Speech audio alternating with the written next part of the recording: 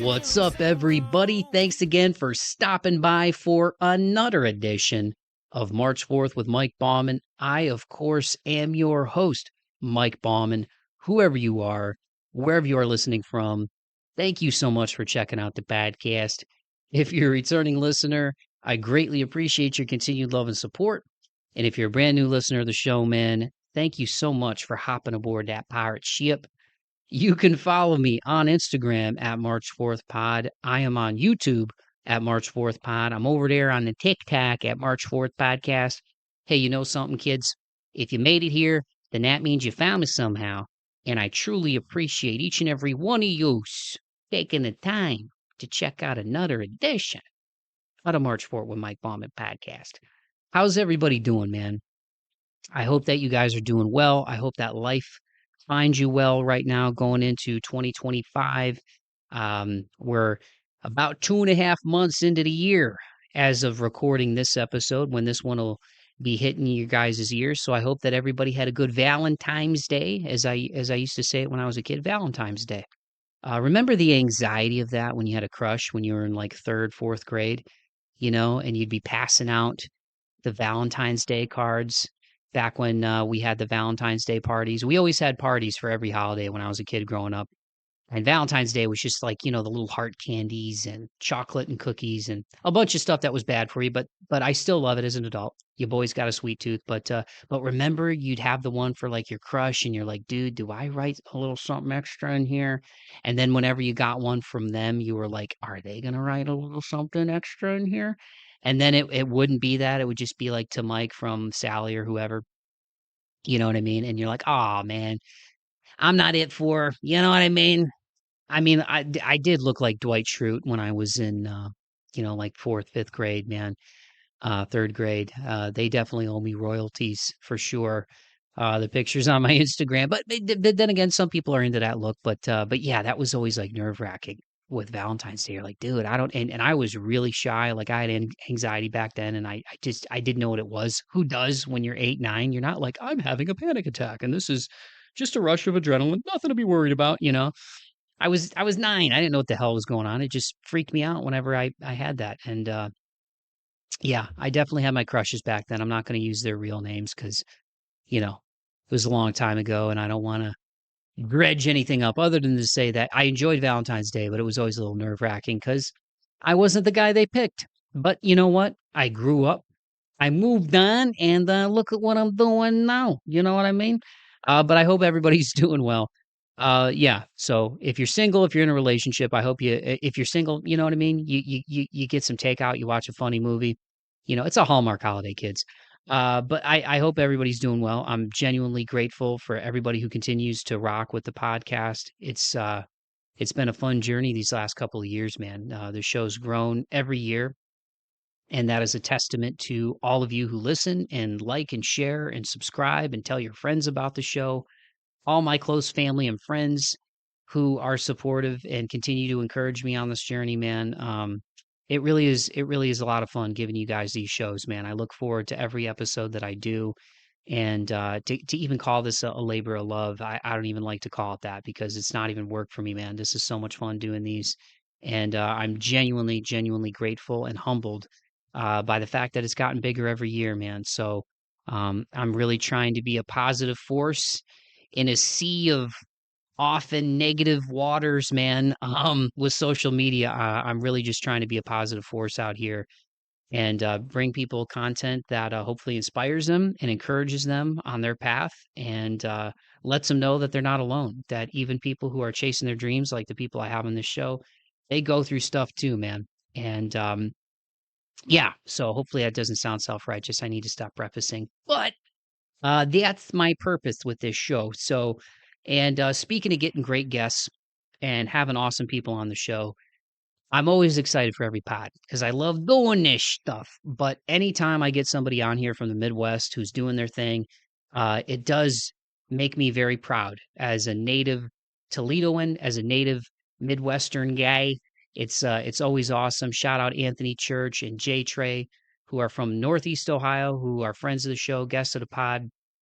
So anytime somebody from Ohio is on here doing their thing is great.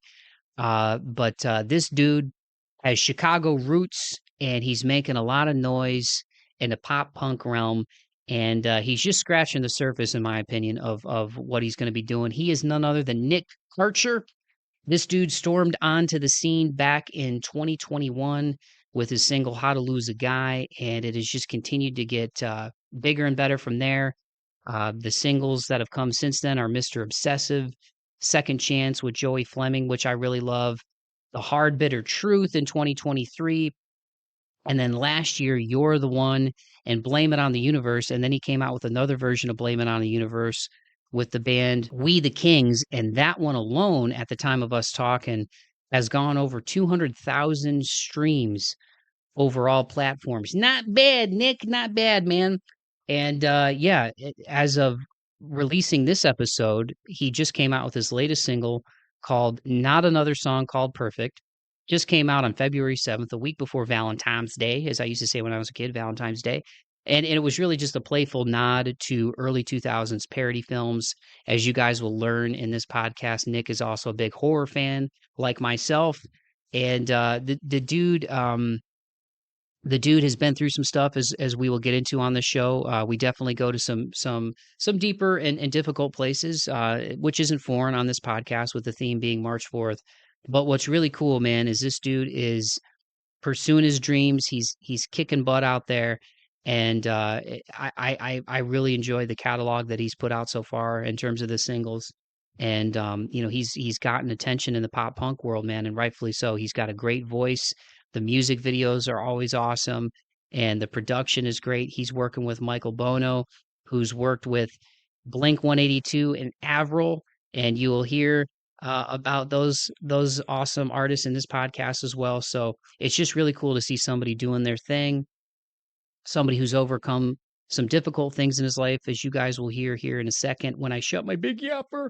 But it's really awesome what Nick is doing, man, and I'm a big fan of it. And like I said, I think this dude is just scratching the surface of what's to come in his musical career.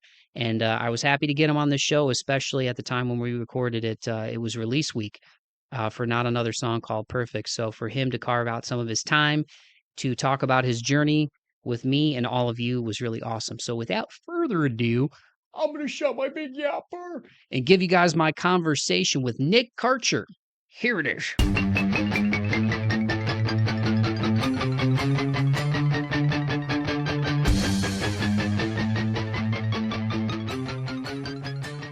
There we go. Well, Nick, thank you so much, man. Like we were talking about before the jump, dude. It's fun to have you on. As this is hitting people's ears. Not Another Song Called Perfect is going to be out. But I appreciate you taking some time during release week as we're recording this, man. Thank you so much. Yeah, thank you for having me. I'm excited to be here and to chat with you. I appreciate it, man. Likewise. So I always like to start with where people got their start in music, but doing my research, correct me if I'm wrong, but you had early beginnings with, was it Avril Lavigne? That was like Yeah, you started learning. So what can yeah. you did you grow up in a musical house, or did you just kind of gravitate towards it on your own? No, I didn't grow up in a musical house at all. I'm like the only one in my family really that is like musical. But just it was Avril Lavigne. I got her first record when I was like five. And just from that moment, I was like super into it. I would take her lyric booklet and like try to write my own songs around her songs. Um, and that was kind of like the first real like artist I fell in love with, and then it was Green Day, and then it was Ashley Simpson, and like the next thing I know, like it was just all of these artists that I was obsessed with, um, and it was just super natural for me. The writing first and foremost was natural. Like I loved writing songs, and yeah, it's kind of how I got into it. So what was the first song that you wrote on your own? Do you remember? I don't remember like my first like original song for real because it's I've been doing it for so long, but I remember like right around like when Avril's second album came out or something, she had a song called Don't Tell Me. Um, and I wrote a song called Don't Tell Me because of it. And I like took the notebooks to my mom and I was like, Mom, like read this song called Don't Tell Me. And mom was like, "Oh, this is so good." But that I remember that. I remember once I got a bit older, then it kind of like moved to MySpace and I was like posting covers on there. And like I said, I'm like the only one musical in my family. So like I didn't like know where to start with any of it, especially like this was like 2006, 2007, you know? So I would literally like, I had like a camcorder. I would just record like a cappella audio into the camcorder and then like convert it to an MP3 and post it on MySpace. And I thought I was like on top of the world. That's pretty industrious though, man, back then. The MySpace days, there were a lot of bands that would like break on MySpace. Yeah. Felt like you could get compared to these crazy algorithms now. Correct me if I'm wrong, but I feel like you could get pretty good organic traffic on there. Like there were bands that like you didn't have to be in like LA, New York, Chicago. Like if you Yeah. had like and people started catching on to it and sharing it, it would kind of pick up. But yeah, that's MySpace was a different time for sure. I miss it. I know where is that was it Tom? He's probably you know what? Tom. He's probably laughing at everybody now though. Like the world is so nuts and so crazy and he just took the check, he got out like I think I've seen stories pop up on him every now and again, not to like derail this from talking about No, you, you're but fine, you're fine. sometimes I have ADD brain and it's just like you know what? People made fun of the dude, but like, oh, Facebook went like took over, but it's like, he's not having to like go before Congress and stuff. He's probably chilling on a beach somewhere, having fun. Yup. And like the thing is that like he has so much money, like just from MySpace. And like don't get me wrong, like Mark Zuckerberg and like all these other people, they have more money than anybody can ever need. But it's like once you get to even like Tom's point, it's like you don't need any more money than that. So Tom definitely took the smart way out. He's being a photographer, traveling the world with his wife, I'm sure. Yeah, what a life, man. What a life. It's a big world out there, dude. But that's what's dope about music, man. Like even listening to your stuff. Um I think Second Chance might be my favorite. I know probably like I'm not going to ask you your favorite ones cuz it's probably like asking somebody like who their favorite kid is, you know what I mean? Yeah, Um yeah, yeah. of the ones that have come out, I really like that one. I also got to give a shout out to you because The Lost Boys is one of my favorite movies ever. I'm a big horror movie fan, and you were rocking Oh it. my gosh, me too. You were rocking it in the was it the Mr. Obsessive video? Am I Yeah, it's Mr. Plus stuff. yeah, dude? Big fan of 80s, 90s horror. Quick shout What's out your to favorite horror movie? all of all time. Yeah. Um, Probably. Oh man, so like 1A, 1B, and then like right there 1C. It's hard to rank them, but The Lost Boys would be in there, but also An American Werewolf in London, one of my favorites, and The Descent. I tell everybody about The Descent because I feel like it's kind of like lesser known, but it's Yeah. super. Have you ever seen The Descent? Yeah, I've seen, yeah, I'm like a horror, like I'm into horror. Like, yeah, I know all those movies. Yeah. Oh, dude, yeah, we can totally geek out on horror, but yeah, The Lost Boys is like that's one of those movies like if it were on TV and it were 38 minutes in, I'd watch the rest of it with all the commercials. I just like that movie is such a great movie. I have the Blu-ray of it and like all the DVD extras and stuff.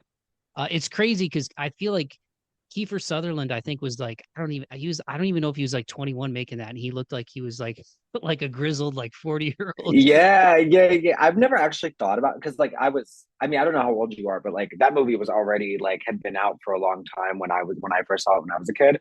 So I like his age never once crossed my mind in that movie because everybody was an adult when I watched it. But yeah, now that you say that, it's like, yeah, he looked old as hell in that movie.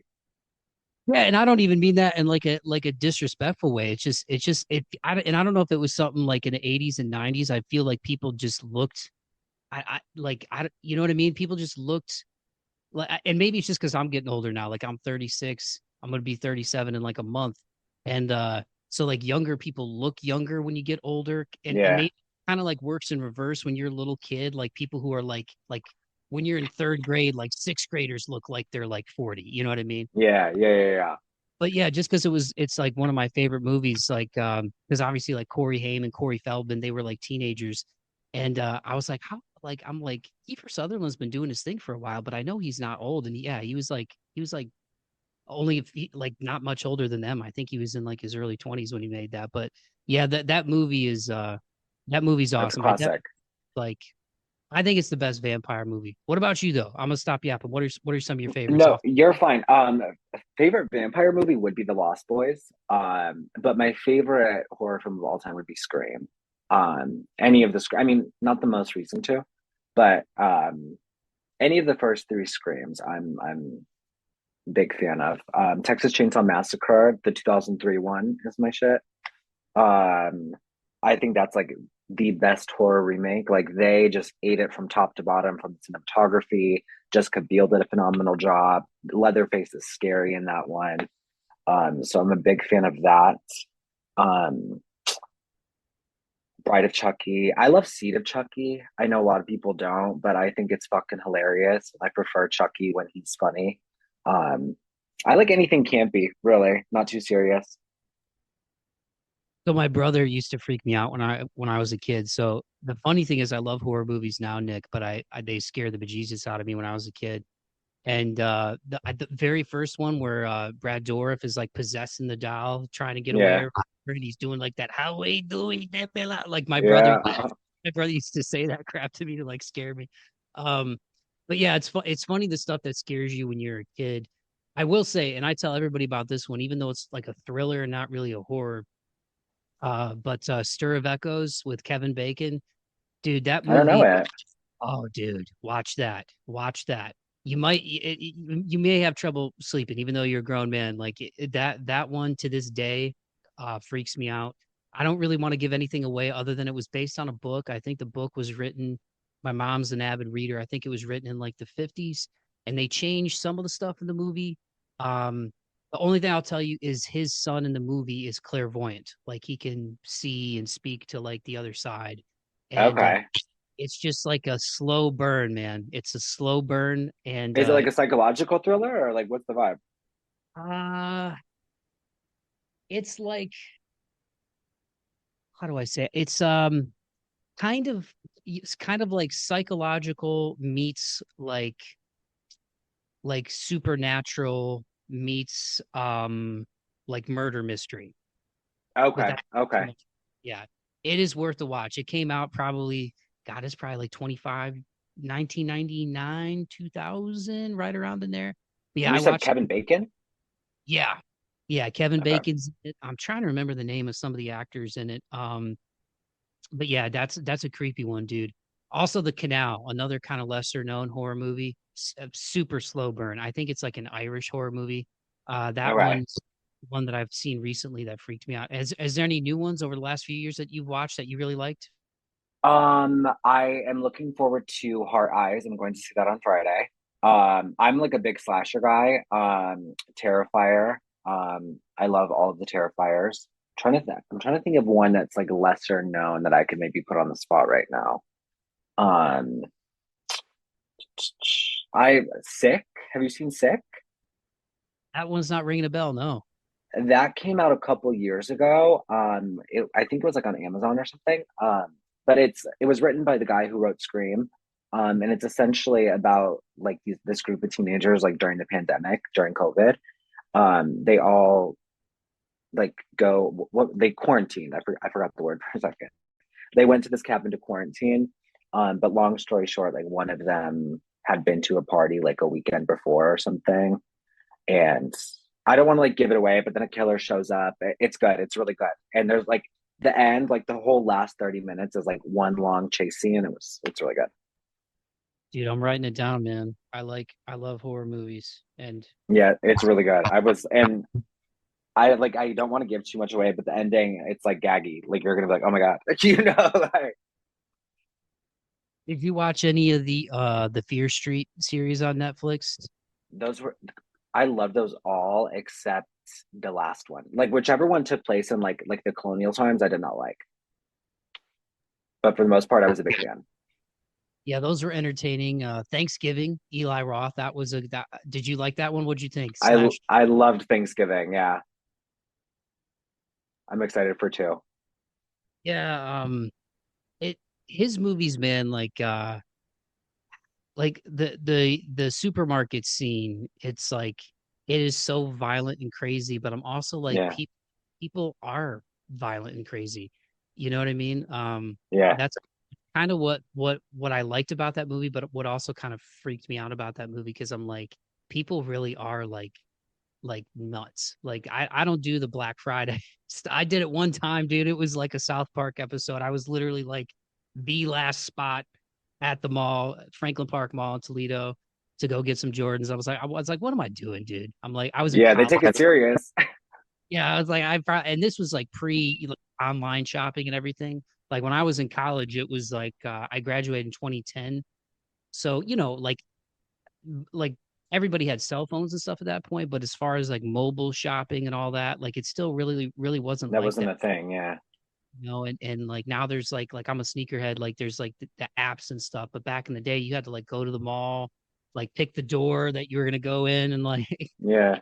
yeah, I don't kudos to anybody who braves it, but I don't like things enough that I'm willing to like brave, you know, crazy people like the day after Thanksgiving. I'd rather just sit home and eat leftovers and like watch movies and football. Yeah, I get it. I'm drunk on Thanksgiving, so you will not catch me at the store, that's for sure. But yeah, I'm a big fan of Eli Roth. I grew up on like Cabin Fever and stuff. I like him.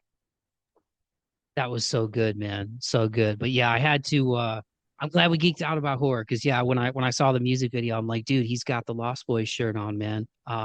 And this is a free shout out, but if you love horror movies, I gotta like hit this guy up. But there's a company called Jad is Rad. So Okay. I have like two Lost Boys shirts, but he did like a cool series where like he would do shirts, but make it look like they were tours. So like the Lost Boys one's like Lost in Tour 87, and it has like Oh, all that's that. dope. Yeah, check out Jad is Rad if you're a horror fan. Okay. But yeah, man, I actually think for you to be doing that in the MySpace days with a camcorder and stuff, that was pretty industrious. So you said nobody in your family is musical. Were there any other like relatives, cousins, anybody who sings, or you? My uncle by marriage like plays guitar. But that's it. No, nobody sings.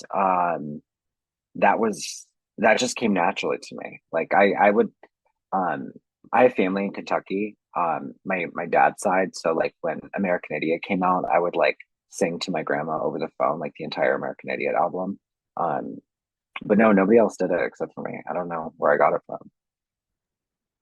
So at what age, when you're doing the MySpace stuff, was that like what, like junior high, or like high school? Like, No, I had to be like 9 or 10. oh wow, 9, 10, man. So were you doing like choir and stuff too, man? Or like taking vocal lessons? No, I fucking hated choir because I really wanted to go in and like sing the songs that I wanted to sing and like sing the way that the singers I listened to sing, right? So I did choir for like 1 week in sixth grade. And I remember I was there for like a couple practices and they had us singing like those bullshit ass songs. And like I get it now, like they're teaching you how to sing, right?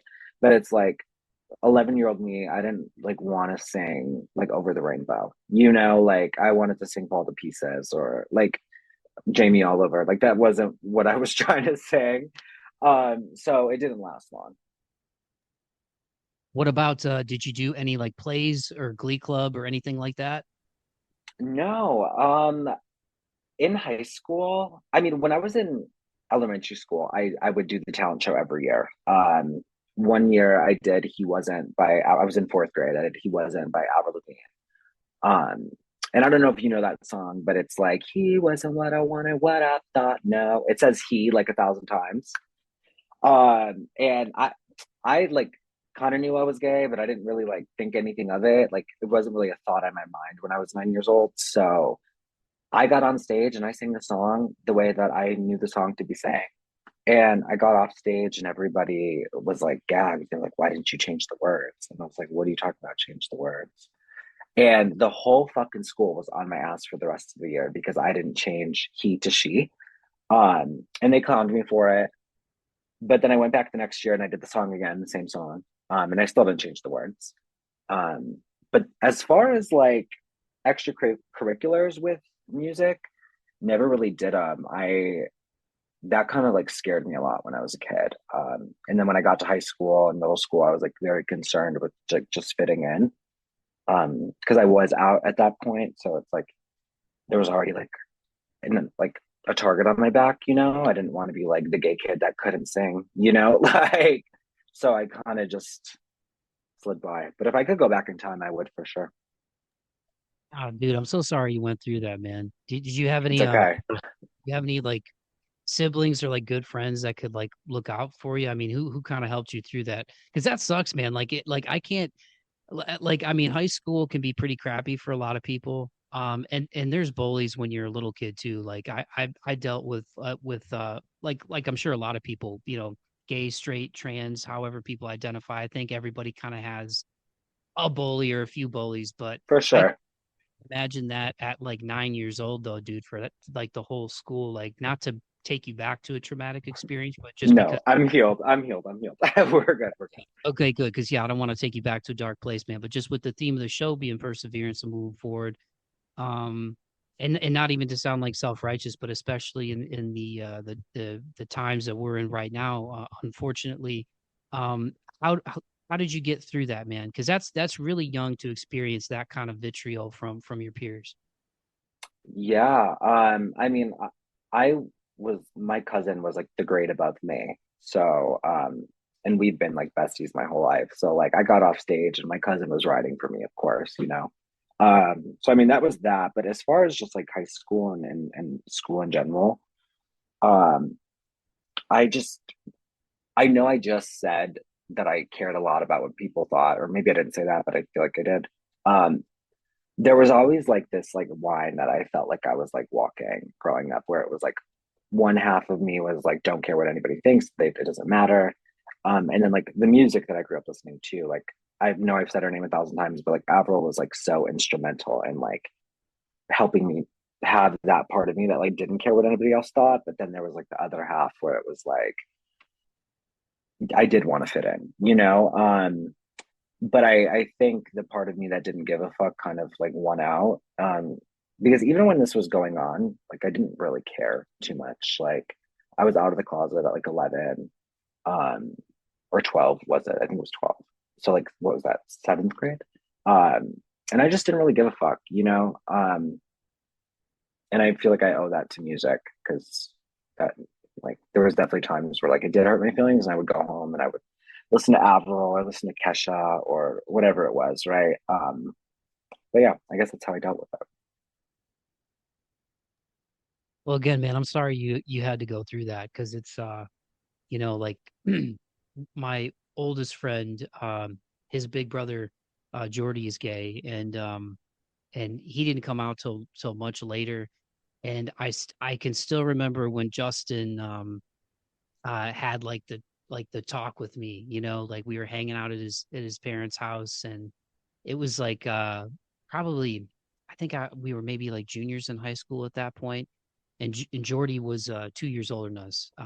We have brothers that are the same age that were 2 years older, so they were out of high school, and he told me, and like I had grown up around Jordan, and I was like, one, I was like, I know, I was like, and Yeah, also, I don't want you to feel like we don't have to, like this doesn't, like I'm still gonna love him, you know what I mean? Like yeah, and it just makes me sad how, you know, and I'm sure everybody's experience is different, man, but it made me sad, and it still makes me sad thinking back on that moment that my buddy felt like he had to like, you know, express it to me or kind of like cage it in a way. It's like, dude, it's like, well, number one, like, you know, consent. What consenting adults do is none of my damn business. But two, like I've known you since I was 10 years old. Like at that point, we have been buddies since yeah 7 8 years at that point.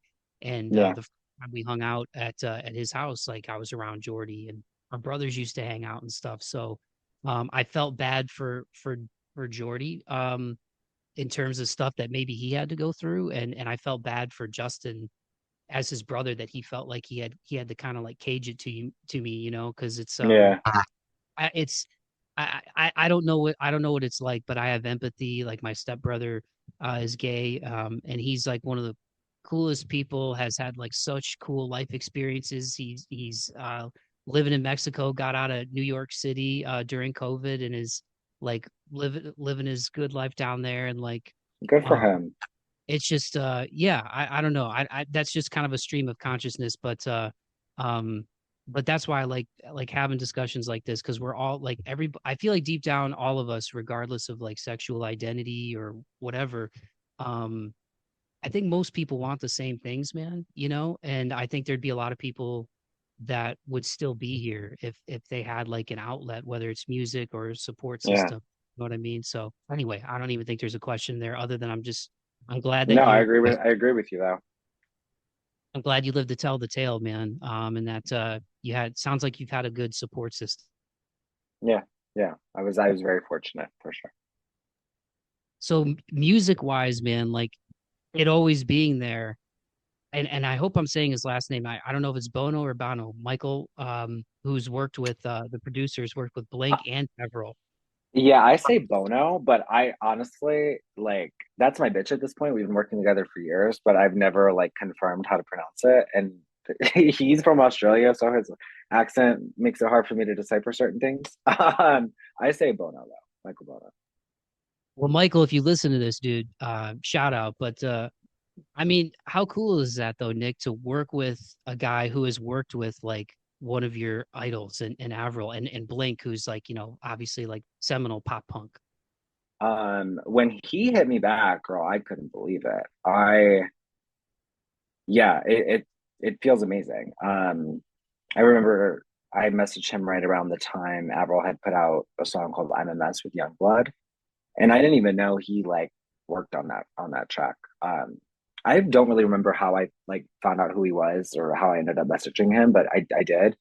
Um, but then I remember like after he was like down to work, I like kind of dove more into his discography and I was like, oh my gosh, he like fucking worked on this song. Like I don't know, it was really a mind fuck, and I'm super fortunate that he's like such a cool guy and was down to work with me because I had one song out when I hit him up, you know. Yeah, because the first one was it How to Lose a Guy in 2021. Was that the first one to like to the world? Yep, yep. How to Lose a Guy. That one got you some traction early, man, wasn't it? Was it Ghost Killer, Scene Daddy? Were Yeah, kind of that one did its thing. That one did its thing. It's such a far like when I play it now, it just even like the way the music video looks, like it's just so different from like where I'm at that it feels like a different lifetime. But I still love that song. Yeah. so getting to that point, Nick, like going back to that time, what was it like getting that one out? Because that was like your first single. I mean, like you said, you did this stuff when you were younger, but that was like the first one as like Nick Karcher to the world. So I mean, I had been putting out music as Nick Karcher to the world since like 2018, and all that music is like gone from the internet. It was horrible. Nobody's gonna hear it. But when I was making How to Lose a Guy, and all that stuff was more of like a pop sound. Like I didn't know where to go to make a pop punk record. Um, but pop punk is always what I've loved. Pop punk, pop rock, like anything rock derivative, you know. Um, so I just had no idea like how to even make that kind of song. And then I met the guy that I did How to Lose Guy with. Um, and I remember I was making it and I was like, oh, this is like the first song I've ever made that like sounds like what Nick Karcher should sound like. Um, so it took a while to get there, but I'm really proud of that song. I think the bridge is a little too long. I think the vocals are kind of a mess, but like she needs a lot. Well, hey, it helped get you to where you are now, man. And then yeah, Mr. Obsessive, Second Chance, which that one was that with Joey Fleming, Second Yes, Chance. yes. Um, I really like that one. I just feel like Thanks. it's a good heartbreak song. Your boy went through some stuff a few years ago. Everything's cool now, but I think a lot of people can relate to that. The I get hard, it. bitter truth.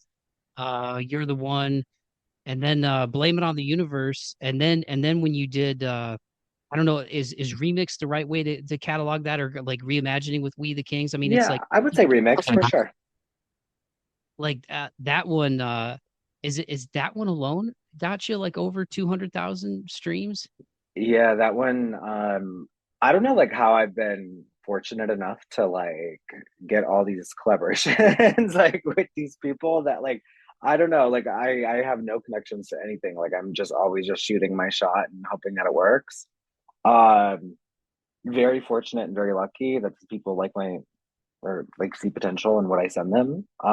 But yeah, that one did really well for me. I can't believe I have Weed Kings on the song.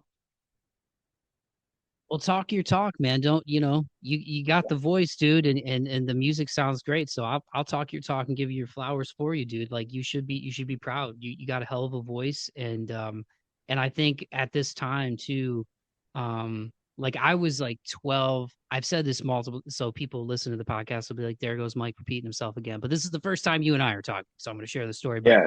like pretty Okay. much like my sister and I would come home from school, and my brother Greg would watch it with us sometimes. But I have very vivid memories with my sister Kay, um, like watching TRL when we get home from school. It would be on at like 3:30 Eastern or whatever with Carson Daly. So like at that time, your boy was like hating on pop because I was like, my parents were going through a divorce, so I was, I still love metal. That's like my favorite stuff. But like when Korn would knock off the boy bands, I'd be like, hell yeah. Okay. So, but at that time, man, like I really feel like that's when, kind of like pop punk and new metal were ascending at like the same time. Like Enema of the State had come out with Blink. Um, Green Day had already been doing their thing for years and years and years. But then you had like Korn and Limp and all these bands that were kind of like coming Yeah. up, and then Linkin Park. And then by the time I got to be a freshman in high school, and correct me if I'm wrong, since you're a big Avril fan, but I associate her for some reason with like the year 2003, like my freshman year of high school. Like Is that great? what's the sad, like it was kind of like the sad one, like I can't sing worth a damn. Oh, I'm with you. Yes, yeah, it's Yeah, a yeah, yeah. Yeah, yeah. That one. Yeah, yeah, yeah. Yeah, that one. So after her first big hit came out, I remember that one was getting a lot of play, like my freshman year of high school, man. So but I say all that to say I feel like I noticed anyway, outside looking in, just as is, and I'm a fan of pop punk, but like I said, like the heavy stuff is like more my wheelhouse. But it seems like there's been a pretty huge resurgence of that music, like especially since COVID. So I feel like for you, like coming in with these singles, man, like do you feel like that as a pop punk fan, like that it's like a really healthy time for that music? definitely. I think it's very alive right now. I mean, I think because honestly, like I grew up with it, and then I listened to it all throughout high school, but like there was a point in time I never really fell off with it. Like Mayday Parade was always my rotation. Like I always checked for new Mayday Parade. Like there were certain bands that I always checked for. But I do feel like during the later 2010s, it had like died down significantly. Like they stopped doing Warp Tour. Like maybe the tickets weren't selling. I don't know what was going on, but it definitely like it visibly died down. But it's back for sure. And I mean, I think MGK like helped with that a lot.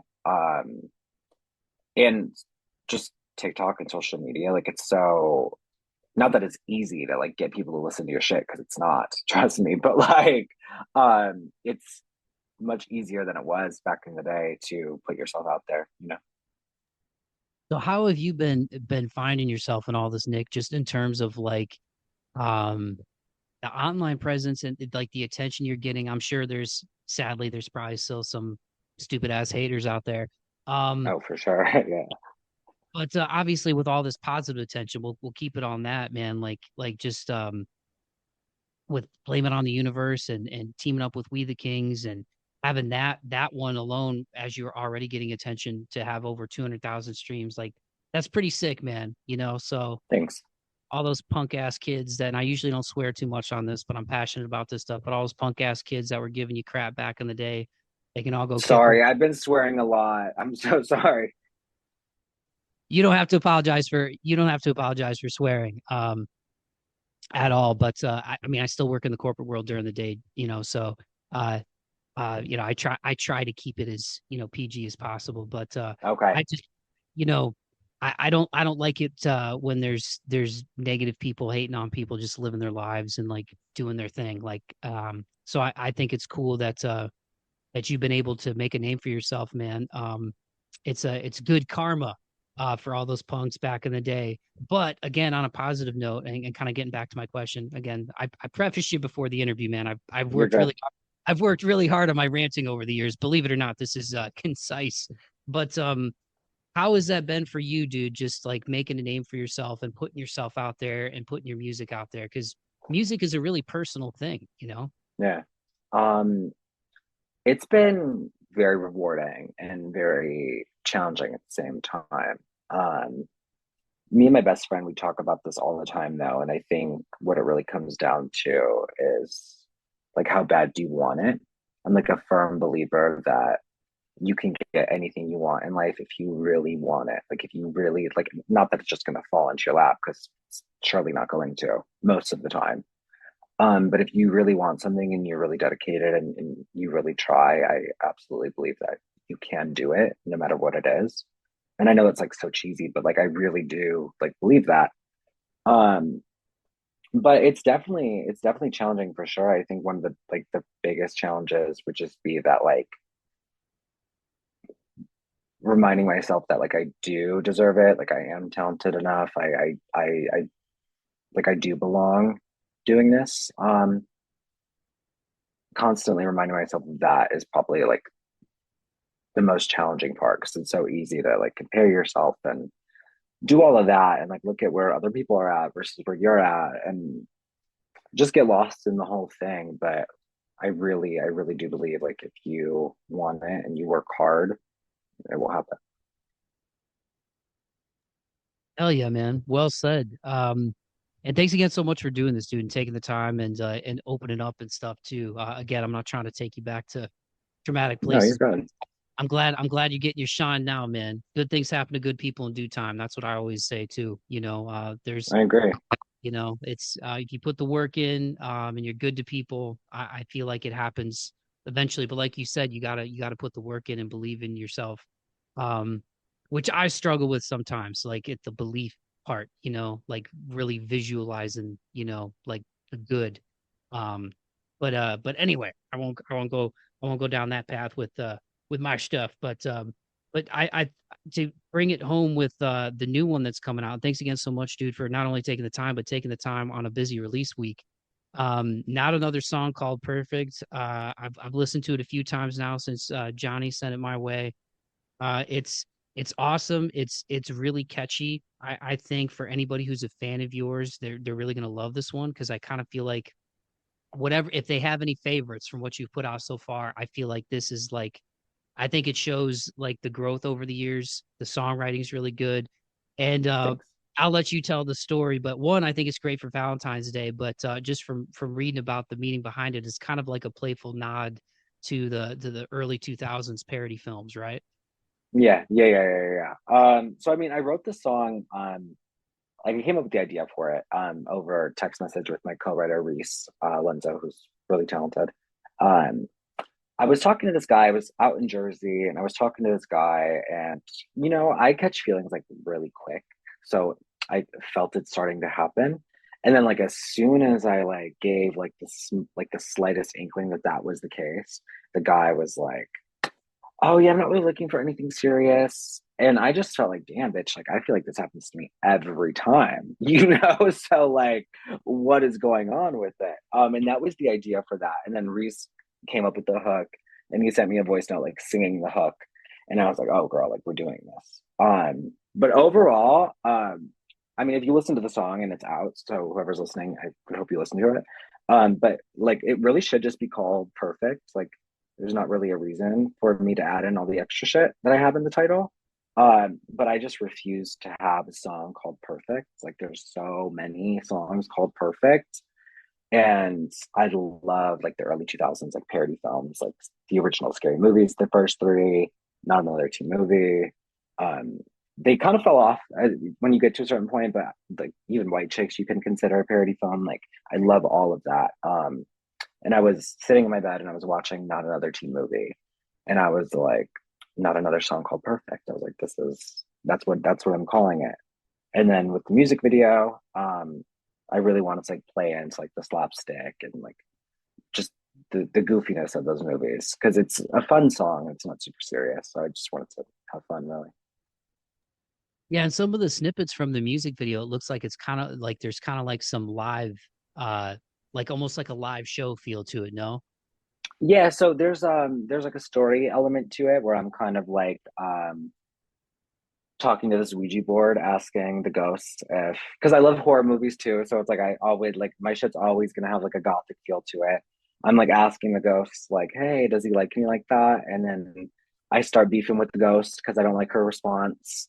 But then yeah, there's a big performance aspect to it too. Can't wait to watch it, man. Yeah, because the other ones that you've done so far have been really fun. Anybody want to give a shout out as far as the music videos too? As far as Oh my people gosh. Yeah, my director, Alex Zarek. I don't know how to say anybody's name. I'm so sorry. And I've worked with him for like so long. I hope he doesn't see this actually. But he's insanely talented. I worked with him on every video I've ever done, and he kills it. At this point, like I was like really deep into this one. Like I picked every shot. Like I sat there for 3 nights and edited it with him. Like I was really hands on with this one. But as we were like going through the shots, like at this point we worked together so long, he like had all the shots on the computer, and I was like, oh, I like, and he was like, that one, I just know, and that was the shot that I like. So it's like we just developed a really good working relationship. My lighting guy Brian, um, Olivo, he kills it. I don't even really have to like tell him what I want, and just does it. Yeah, there's really cool use of lighting in the music videos that you've done so far, man. Like what was the one sorry, the name is escaping me now. But the music video where you were in like the you were in like it looked like it was all in one room and there was like purples and like purples and red. How do this guy? I think. If I maybe it was that one. And at the end, you like your face was wet. Was Oh, it that? blame it on the universe. Blame it on the universe. Yeah, yeah, yeah, What yeah, yeah. lighting? Yeah, yeah, yeah. The lighting in that one was Yeah. sick. That was really cool. What was the kind of concept behind that? Was it just kind of like the Cosmos kind of vibe? Is that what the reason for? Yeah. Yeah. I mean, the story behind that song was that like I got dumped when I was in a hotel room. So we shot it in a hotel room. And then had the lights kind of have like a spacey university vibe. Alex actually did the lighting on that. That was like I don't like want to like shit on my work or his work, but like that was like really like on the whim. Like I was in Jersey, I was home for a week, in Chicago. I needed to shoot a video. I booked a hotel room. I was like, we're doing it. And I'm glad you like it. It was cool because I was like it seems like it's all like in one like it was all in like one room.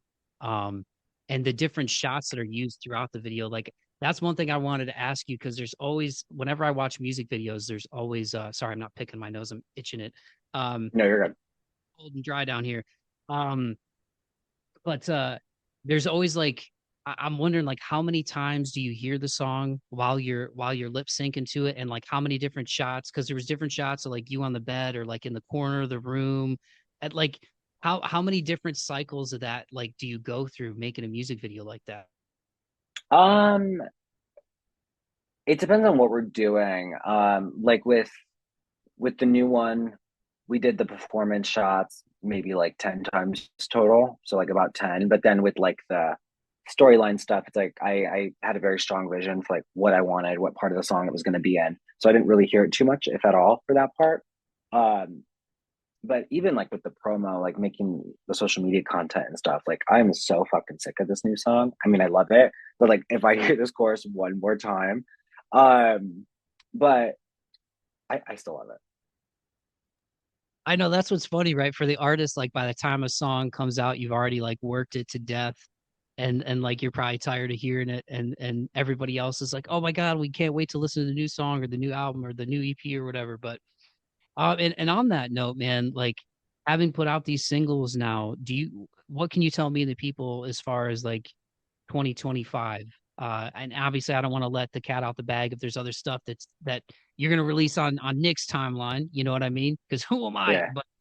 But what are you looking forward to for 2025, dude?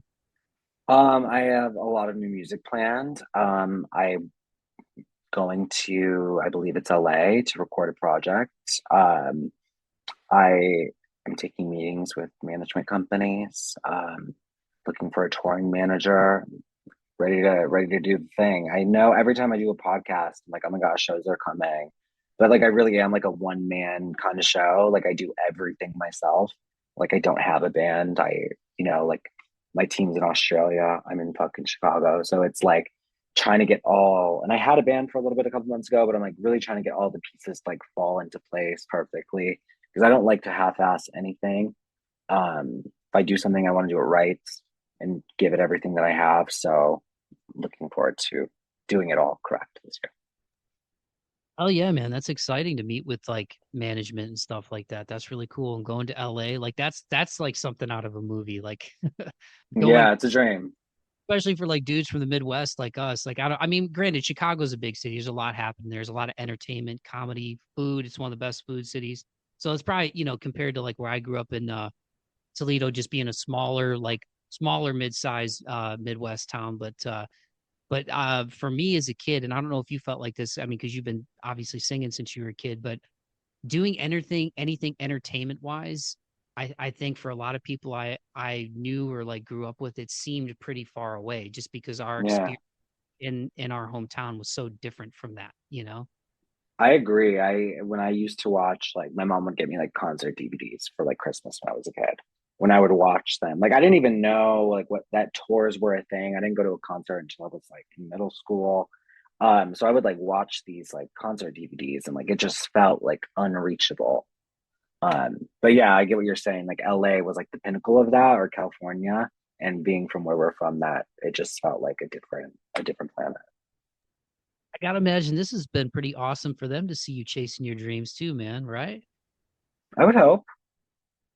Yeah, like what's it been like for like your mom to see all the success, especially these last few years that you've been cranking out singles, man? My mom's a big fan of the music. As soon as it's time to pre-save a song, she sends me a text message. I pre-saved it, and that's on like three different streaming platforms. So my mom's a ride or die. Oh yeah, man. Shout out to mom. Shout out to mom. Yes, shout out to mom. Well, before we officially wrap it up, and thanks again, Nick, so much for taking the time to do this, dude. For real. I really appreciate it. You got a hell of a voice. I'm a big Thanks, fan dude. of I'm glad you've persevered through some BS, man. I wish people were different, dude, but then I don't know. Conversations. I wish people would talk to each other. I wish people would like just get to know people better. Because again, I think deep down we all kind of want the same things. Not to be preachy, man. But I'm glad that you've pushed through that crap and you're chasing your dreams because that's what. If we get one life to live, man, that's what it's all about. Is going after what you That's what want. it's about. I mean, so a couple of fun ones before we wrap it up. Any free shout outs you want to give as far as stuff that you're listening to lately or something that came across your radar and you're like you weren't even looking for and it just the algorithm or whatever hit it and you're like, damn, who's this? I've been loving Grayscale's new album. Big fan of them. I've been listening to a lot of Sum 41 this past week because RIP. Um, I was a big Sum 41 fan growing up. And then I guess, I mean, I listened to their last album. I've kept up with them, but for the most part, kind of fell off a bit. And now that they broke up, I went back and I listened to Underclass Hero this past week, and I was like, "Oh, girl, this shit is like just as good as I remember." So then that's what I've been listening to. I still remember the Into Deep music video. That's like my favorite Sum 41 song because it reminds me of like the summer of 2002, eighth grade. And we were all pretty tight, my eighth grade class, like 9/11 happened that fall. So our DC trip got canceled, and then like we ended up going back in the spring, and in a weird way, it kind of like brought us all closer. But like eighth grade was probably, even though Catholic school is really tough, man. Like we had homework every night. Your boy was stressing. Like I, Oh my God, I can imagine. dude, I was like, I'm still anxious, but like when I went from like, and I got a good public school education, so I'm not like crapping on public school. But I went to public school till I was in sixth grade, and there was just certain things that like by the time I got to seventh grade, like they were doing like vocabulary stuff. I'm like vocabulary, like what do you mean? Like just like English? Like that's what we called it, like in the school. Yeah, like no, you have a vocab packet, and there's all kinds of like adverbs and all this stuff, and you understood. Like, dude, I was freaking out. So school was really hard, but everybody in eighth grade was fun. But yeah, I remember that In Too Deep music video. You know what I'm talking about? Where they're all at the Yeah. pool. I don't Yeah, know yeah, yeah, yeah. to like I don't know if it was supposed to be a nod to Back to School. Um that 80s movie with Rodney Dangerfield. I don't like as I got older, I'm like, is that what it was supposed to be a nod to, or they were just like all having fun like at a pool? But yeah, that Sum 41, yeah, they're sick, man. And I didn't realize till I was older that they're big Metallica fans. Like they were on I don't know if it was Sirius. You know how sometimes like I think it's Sirius will do like on YouTube, they'll have bands playing covers and Oh stuff yeah, like yeah, yeah. what's his name from Seether did a sick cover of Change from Deftones. In fact, it might have just been Seether. But that was really good. Anyway, ADD brain again. All right, yeah. Now you're motivating me to go back and listen to some 41, man. Um, well, before we officially wrap it up, and I know we've kind of touched on it already, dude. And thank you again for your time, being open with me about everything. Everybody, go listen to Not Another Song Called Perfect. It's out now, and Valentine's Day. This will be out right around that time. It's perfect for that. But with the theme of the show being perseverance and moving forward, man. Not that I'm trying to turn you into like, you know, like giving people advice because I know sometimes it's hard to, like when people ask me for advice, I'm like, why are you asking me? So no pressure, but as somebody who's gone through the things that you've gone through, dude, like what advice would you give to somebody out there who's struggling, whether it is with anxiety, whether it is with coming out, or whether it is with just negativity in general, or belief in themselves, like all those are things that obviously you've experienced. So I feel like if there's anybody that could maybe, and again, no, I'm not trying to put any pressure on you, but you're somebody that's chasing your dreams and doing your thing, man. And you've overcome all that stuff. Like, what advice would you give out to anybody who's going through some dark stuff right now to start the year? I would say do not listen to the devil on your shoulder that is either telling you that you can't do it or making you care what certain people have to say. Or if you, I mean, if it's like with the coming out thing, like you just have to, love yourself. And I mean, that's like first and foremost. And I know RuPaul says this, but like, if you can't love yourself, like you're never going to be able to love somebody else. And you got to be comfortable in your skin and find something that helps you get to that, like whether it's music or it's therapy or whatever it is, a friend really, because I've had friends, that have helped me with that. But start there, and then whatever you want in life, you got to go after it, and you got to work hard, and you have to believe in yourself even more at that point, because people do not like to see other people win. Like they do not like that shit at all, especially if they're losing. So you really just got to work hard. And if you work hard and you put the time and the dedication and the effort and you're kind, that will all come back to you in due time. Hell yeah, dude. Well, Nick, thank you again so much, man. For real. I really appreciate the time. Genuine fan of what you're doing. Keep doing your thing. Keep making the music that you love, man. I feel like it's already resonating. The proof is in the pudding with the numbers, but beyond the numbers, man, you're good in my book, dude. I appreciate your time and what you're doing, and I hope people dig Not Another Song Called Perfect, man.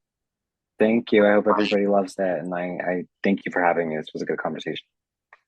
You're welcome, man. And I'll put up the links for people who aren't aware of you. But if they are new to you, let them know where they can find you out there, man.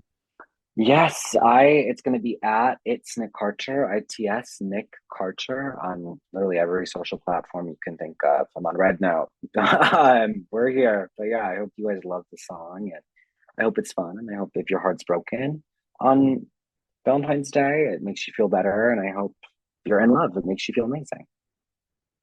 Well, dude, this has been awesome. I will let you enjoy the rest of your night, man. But keep in touch going forward, dude. I'm really looking forward to you having a big year, dude. And I just think it's sick that the fact that you're getting to work with like the same producers worked with Blink and Avril too, man. Like keep doing your thing, dude. Like Thanks, dude.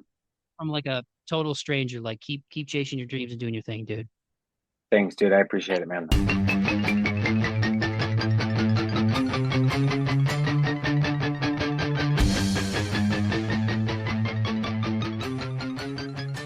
All Alrighty, dighty, there you have it. That was my conversation with Nick Karcher. Make sure you go follow him on Instagram at It's Nick Karcher. The links to all of his music and all of his socials will be in the podcast description for this episode. So just scroll down to the bottom of that podcast description, hit those links, and go follow and support Nick. You will not be disappointed if you are a fan of pop punk, if you are a fan of people with awesome voices who put a lot into their craft.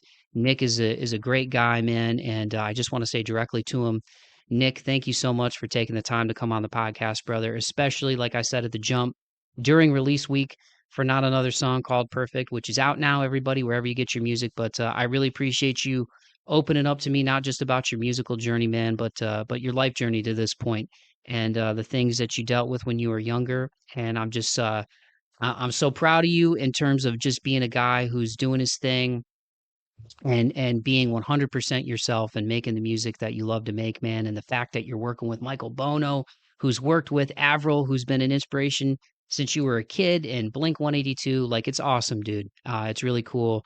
And you're welcome back anytime. And I wish you nothing but the best. Keep going, man. Keep going. Keep dreaming. Keep doing your thing.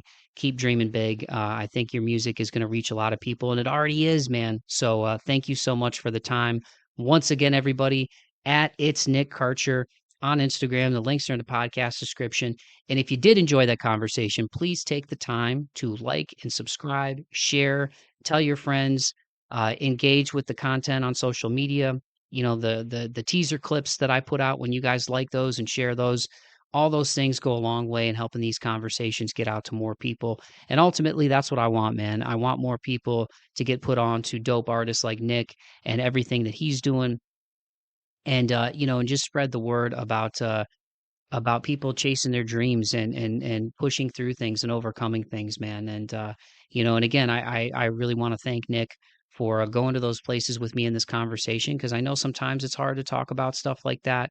I always try to tread lightly when it comes to those subjects, because I'm not like a gotcha guy. I'm not somebody who is trying to be like a shock jock, or like, or make people uncomfortable, right? That's not my brand. That's not what I'm about. The reason I like to talk about things, whether it's, what we talked about in this podcast, or whether it's anxiety or suicide or his death, these dark things that and difficult things that we go through in life, man. It's all done to let all of you know that everybody goes through difficult things in life. But at the end of the day, you have it within you to overcome. You have it within you to push through the negativity and shut up all those haters and all those doubters and naysayers and punks that made fun of you and said awful things. You have the ability to overcome all of that, and not let it break your spirit, and not let it affect who you are to the point where you become something that you're not. And again, the fact that Nick is making the music that he loves to make, and he's letting the world know he's got something to say, and he's 100% doing what he loves to do, I think is a really beautiful thing, man. And it's what this show is all about: perseverance, moving forward, March 4th. So I hope that conversation inspired you, and I hope that it inspires you to go chase your dreams and understand that you have it in you to overcome and to persevere and get to a more positive place in your life and in your mind and in your soul. So once again, everybody, go follow Nick at It's Nick Karcher on Instagram. Again, the links to everything that he's doing will be in the podcast description for this episode. And if you want to follow your boy, all of my links are in the podcast description as well. Actually, it's just my link tree, which has everything.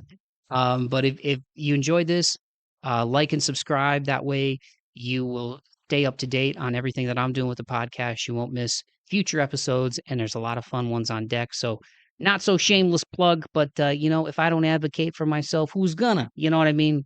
At March 4th Bot on Instagram. But thank you, everybody. I really appreciate you listening. And again, I hope this finds you well. I hope this puts some pep in your step today. Just remember, you are loved, you are worthy, you are worth it, and you're always welcome at March 4th. Keep the faith and be kind to one another and be kind to yourselves. Courtesy of Nick Karcher, here is his latest single, Not Another Song Called Perfect.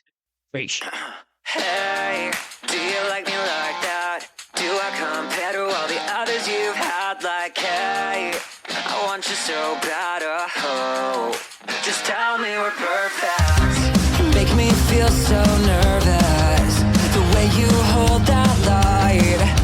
You make my world stop turning every time you laugh. And I don't know where we're headed when you pick me up at 9, but my heart won't stop racing. You've got one hand off my thigh. Baby, we're too young to have it figured out, and I know it's wrong to be thinking out loud, but I can't stop feeling like you're breaking my heart for the first time. So tell me, hey, do you like me like that? Do I compare to all the others you've had? Like, hey, I want you so bad, oh, just tell me we're perfect. Hey, do you like me like that? The way you stare always driving me mad. Like, hey, I want you so bad, oh, just tell me we're perfect. I get so insecure when you say I'm just your type. You've got me in my head like, bitch, you better fucking get this right. I heard about the others, and I ignore the